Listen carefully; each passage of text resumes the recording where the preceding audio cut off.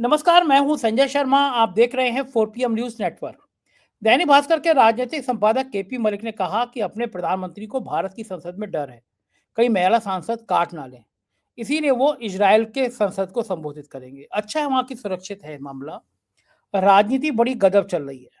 Bharatiya Janata party के नेता Bharatiya Janata party को ही निपटाने की कसम खा के बैठे हुए हैं। इतना बड़ा घमासान चल रहा है। मलिक साहब ने एक एक बिंदुओं पर जानकारी दी है और एआई को लेकर जो फजीयत हो रही है दुनिया भर में, उसका कोई सार ही नहीं हो रहा है, रास्ता नहीं निकल पा रहा, हरदीप पुरी की तरह। रोचक बातचीत है, चैनल को सब्सक्राइब कर लीजिए और चलते हैं मलिक साहब के पास। 4PM न्यूज नेटवर्क में बहुत बहुत स्वागत है। केपी मलिक साहब, आपका अभिनंदन। आपका धन्यवाद संजय जी, आपका भी और आपके दर्शकों का भी। 2 दिन आप गायब थे कहीं और आज जो है किसी नई जगह पे आप बैठे हैं। मुझे लग रहा है अभी दिल्ली लखनऊ में है, उस लखनऊ और मुंबई में है नहीं, आप कहीं दुबई वही पहुंच गए लग रहा है। वाह मलिक साहब, आपके मुंह में घी शक्कर। वैसे घूमता रहूं। हुआ ये कि ठंड मुझे बड़ी अच्छी लगती है, पूरी ठंड निकल गई, लेकिन मुंबई में था तो मैं कोट वोट पहनने का मौका नहीं मिला। अब मैं दिल्ली में हूँ तो आज सुबह सुबह दिल्ली ने सोचा कि बरसात करा दूं, मैं कम से कम मुझे कोट पहनने का मौका मिल जाए, इसलिए आज मैं। अरे तो दिल्ली में तो बाबा ने, योगी जी ने कह दिया है कि इतना पोल्यूशन है, गैस चैम्बर बनी हुई, कहाँ फंस गए आप आके। हम लोग की तो मजबूरी है। मैं चेक करने आया था कि योगी जी जो है वो अमित शाह को बदनाम करने के लिए ऐसा कह रहे हैं, वाकई में कह रहे हैं। तो देखिए, मेरी सांस थोड़ी मेरा तो काम चल ही जाता है। लेकिन जब आपने बात योगी जी की शुरू करी है तो आज की चर्चा यहीं से शुरू करते हैं। मलिक साहब, चल क्या रहा है? भारतीय जनता पार्टी भाजपा को ही निपटा रही है। ब्रजेश पाठक जी के अंदर पंडित वाला भाव जग गया। ब्रजेश पाठक को समझ में आ गया कि उनकी पूरी जिंदगी तो ब्राह्मण राजनीति पर टिकी है और ब्राह्मण उत्तर प्रदेश के बहुत नाराज है शंकराचार्य जी के जो बटुक थे उनकी चोटी खींचे जाने को लेकर। उससे पहले भाजपा के विधायकों ने मीटिंग करी तो प्रदेश अध्यक्ष ने कह दिया ये सब मीटिंग नहीं चलेगी। पंडित लोग भड़क गए कि कुर्मी समाज के लोग कर सकते हैं, बाकी समाज के कर सकते हैं, ब्राह्मणों पे ये प्रतिबंध लग रहे हैं। उसके बाद यूजीसी के नियम आ गए और पंडित ठाकुर लोग सड़क पे आ गए कि बड़ा गलत हो गया, ब्राह्मणों के संग, ठाकुरों के संग, ऊंची जाति के संग। और उसके बाद ब्रजेश पाठक को लगा कि ब्राह्मण तो नाराज हैं, तो उन्हें दनादन कह दिया कि जिसने चोटी पकड़ के खींची उसको श्राप लगेगा, महाश्राप लगेगा। यहाँ तक कहते कहते रुक गए होंगे वो कि वो जल जाएगा, भस्म हो जाएगा। जैसे पुराने लोग श्राप दिया करते थे, ब्रजेश पाठक उसी शैली में आ गए। वो डिप्टी सीएम है जो चिर विरोधी हैं योगी आदित्यनाथ के, इनकी नेम प्लेट योगी आदित्यनाथ तो खड़वा दी थी मुख्यमंत्री बनते ही। उस बात को लेकर अखिलेश यादव आज तक उनको स्टूल मंत्री कहते हैं। केशव मौर्य जी मेरे मित्र हैं, लेकिन बड़ा विवाद चलता है। उन्होंने तो शंकराचार्य को भगवान कह दिया, भगवान शंकराचार्य। योगी आदित्यनाथ विधानसभा में जिनको एक तरह का छुपे शब्दों का अगर अर्थ मान ले तो फ्रॉड ही कह रहे थे वो, कि कौन शंकराचार्य, कितने प्रमाण पत्र दे दिया। दूसरी तरफ एक डिप्टी सीएम उनको भगवान कह रहा है, एक कह रहा है कि उनके बटुक ने जिनने चोटी खींची उनको श्राप लगेगा। मतलब योगी आदित्यनाथ के खिलाफ एक बार पहले बगावत होती थी, 150-200 विधायक धरने पर बैठ गए थे। भागे भागे नागपुर से सारे सर्वे सर्वा आए थे, संघ के तो मामला पटा था किसी तरह से, वरना सरकार चली जाती।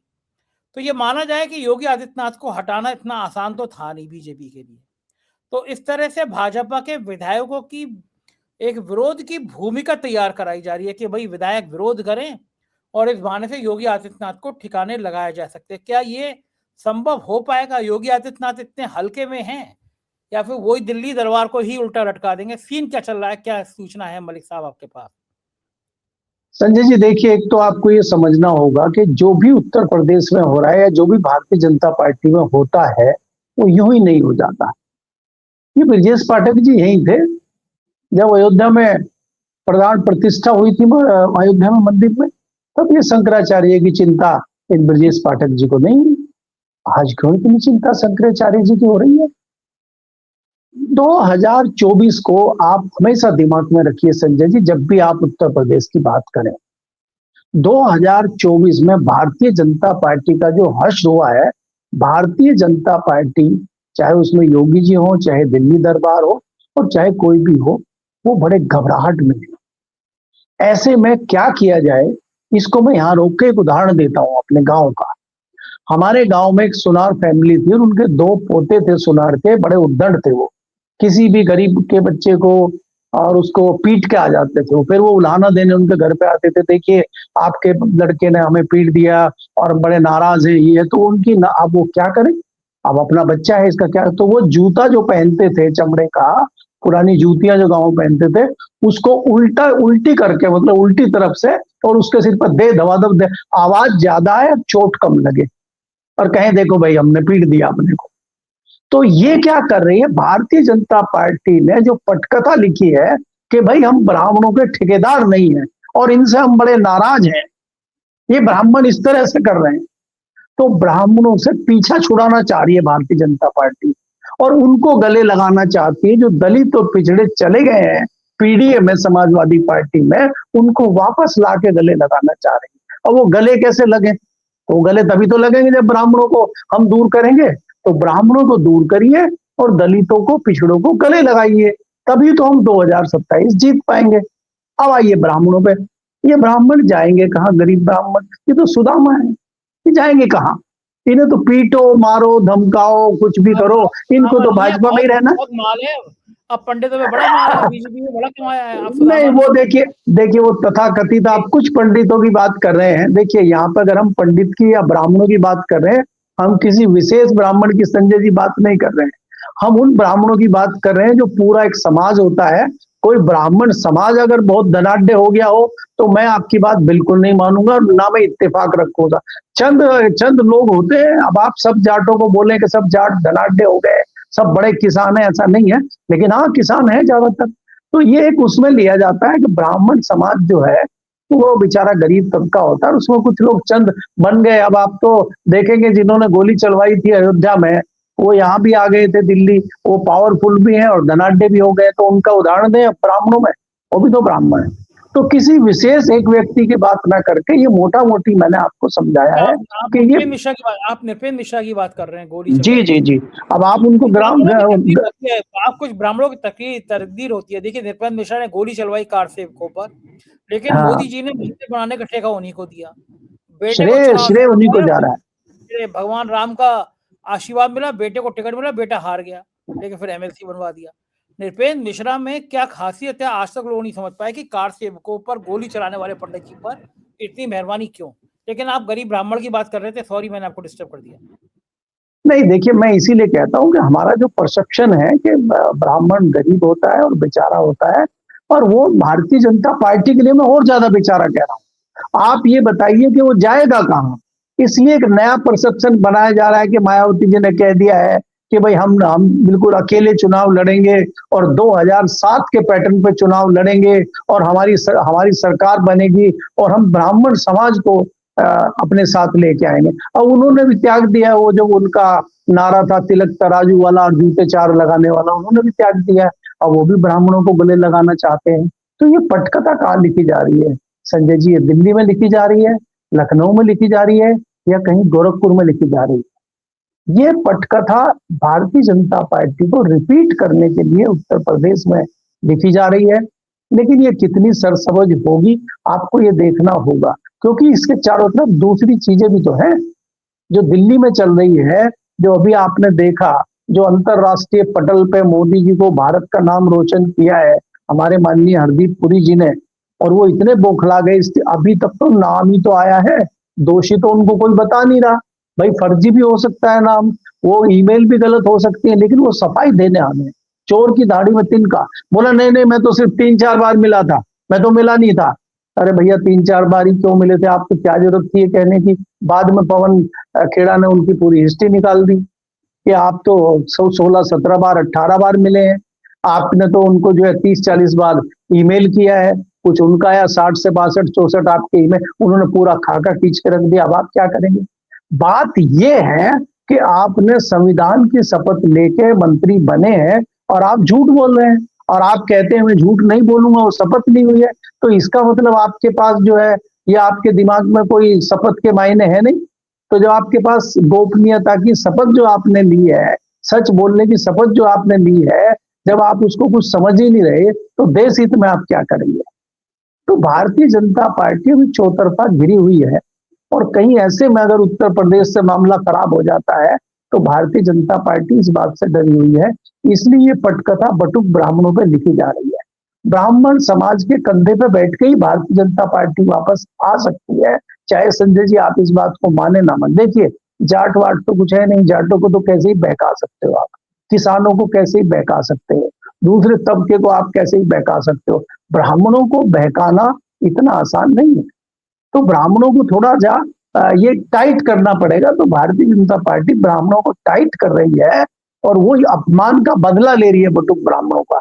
और योगी जी कालनेमी बता रहे हैं, योगी जी कह रहे हैं ये कालनेमी है।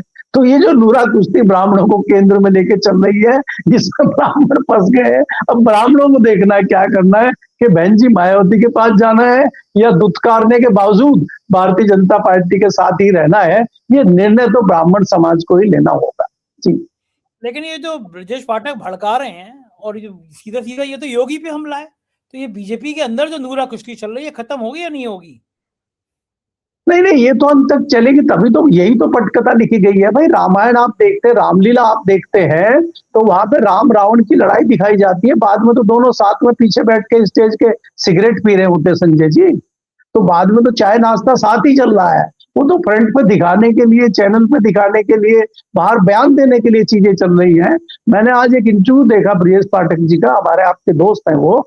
तो वो पत्रकार 3 बार पूछ रहा है कि आप, और लोग वो घूम फिर के कि आप किस पे निशाना साध रहे हैं, आप क्या कहना चाहते हैं, शंकराचार्य का अपमान कौन कर रहा है? बोला हमें नहीं पता कौन है, जो भी दोषी है वो बख्शे नहीं जाएंगे, जो दोषी हैं उनको सजा मिलनी चाहिए। बटुक ब्राह्मणों का अपमान, शंकराचार्य का अपमान हम नहीं सहन कर सकते। वो रट पकड़े हुए जैसे उनकी कैसी फंस गई है।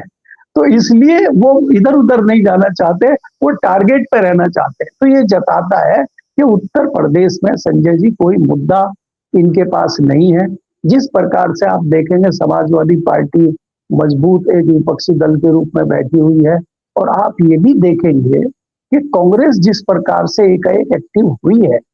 अब भारतीय जनता पार्टी की एक और बड़ी परेशानी है कि वो मोदी जी के सामने मोदी और अखिलेश नहीं करना चाहते, वो ममता बनर्जी और मोदी नहीं करना चाहते, क्योंकि ये स्तर कम हो जाएगा मोदी जी का।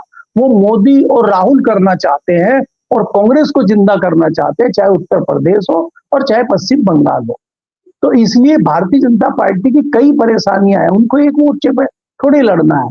अब बताइए, मोदी जी को एक मोर्चे पे वहां दिल्ली में लड़ना पड़ रहा है, एक हरदीप पुरी के मोर्चे पर लड़ना पड़ रहा है, एक किसानों के साथ डील पर लड़ना पड़ रहा है, एक योगी जी से लड़ना पड़ रहा है।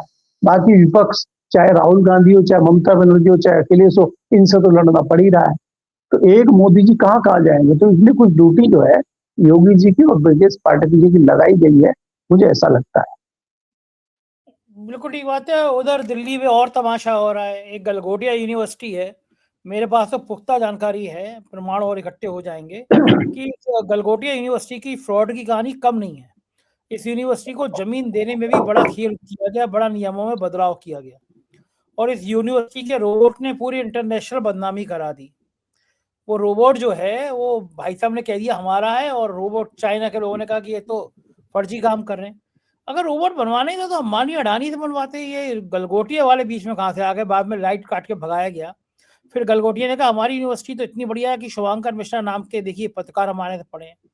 तब मुझे समझ में आया कि शुभांकर मिश्रा जैसे फ्रॉड लोग, शुभा की जगह शुभांकर जी थोड़े भड़क गए होंगे, लेकिन जो पत्रकार तेल का विज्ञापन करे कि साहब ये तेल झंडू बाम टाइप का तेल बड़ा अच्छा है, बाल बड़े हो जाएंगे, और तेल के संग कई समस्याएं पैदा हो जाए।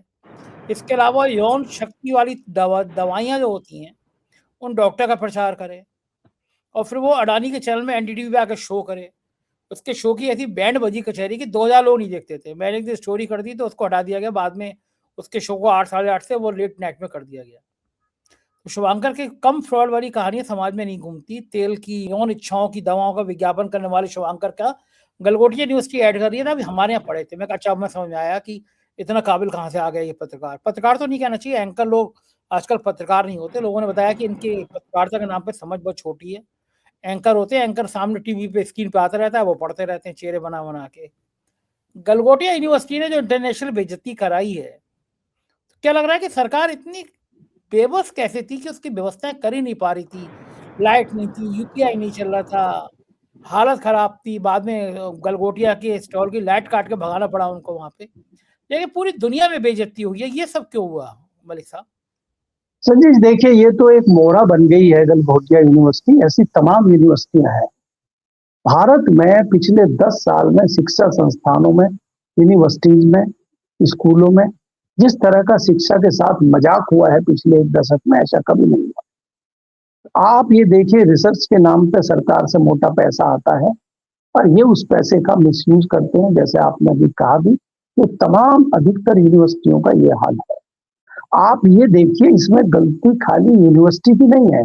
तो इसका मतलब ये है, जो सरकारी अमला जमला है, जो मोदी जी की टीम है, जो बड़ी क्रांति की बात करती है, जो डिजिटल की बात कर, वो सो रही थी और आपने पूरा जो है गलगोटिया यूनिवर्सिटी के हवाले कर दिया था, उसके भरोसे पे आप बैठ गए थे। बात ये नहीं है संजय जी, मैं आपको थोड़ा पीछे ले जाना चाहता हूँ।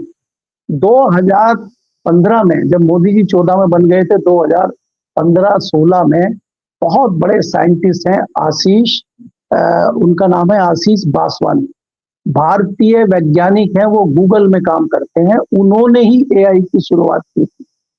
और जो चाइनीज टेक्नोलॉजी है या अमेरिकन टेक्नोलॉजी है, जिसको आप चैट जीपीटी और बाकी हिसाब से देखते हैं, उसके रिसर्च करता जो है वो हमारे आशीष बासवानी है, इंडियन है। दुर्भाग्य देखिए कि नेहरू द्वारा बनाई गई जो आईआईटी थी, उनमें पढ़ के गए हैं वो, और हमने उनको तवज्जो ही नहीं दी। आप ये देखिए कि राजीव गांधी के टाइम में, बाकी टाइम में कितने लोगों को वापस लाया गया, वैज्ञानिकों को, साइंटिस्टों को, डॉक्टरों को, कितने लोगों को राजीव गांधी देश में लेके आए और उन्होंने काम को आगे बढ़ाने का काम किया। इस 10 साल में सिर्फ चुनाव कैसे जीता जाए, ईवीएम को कैसे सेट किया जाए, चुनाव आयोग को कैसे साटा जाए, एजेंसियों को कैसे जो है बंगू बनाया जाए, ये सब चीजें करके सिर्फ चुनाव जीतने के हथकंडे पिछले 10 साल में चले।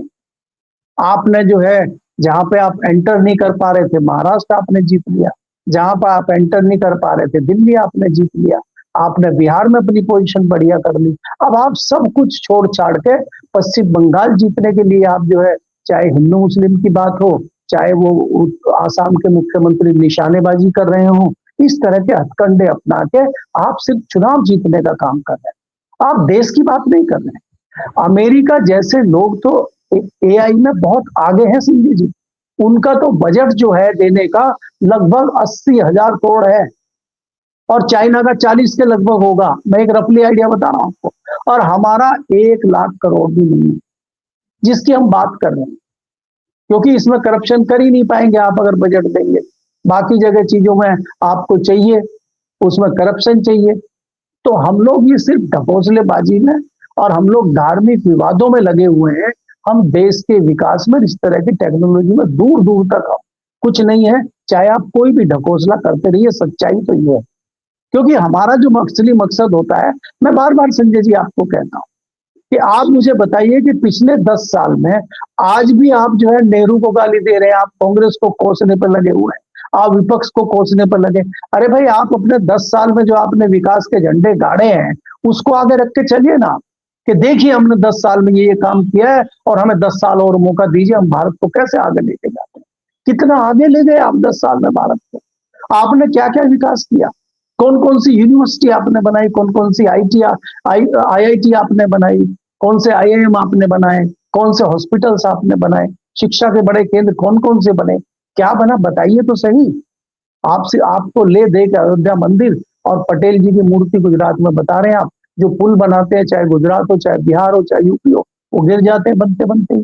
अभी कुछ दिन पहले आपने देखा एक टंकी बनी और टंकी बन के पानी भरा नहीं, वो पानी गिरने लगा।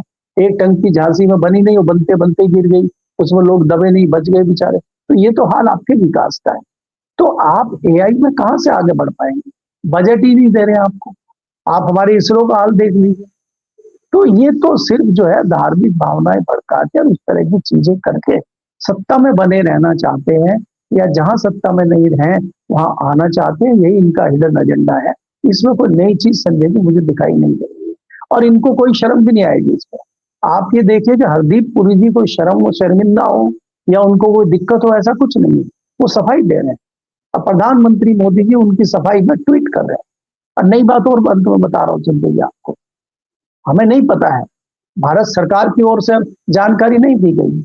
इजराइल से जानकारी आई है कि देश के प्रधानमंत्री मोदी जी इजराइल की संसद को संबोधित करेंगे, जो भारत की संसद को संबोधित नहीं कर पा रहे हैं।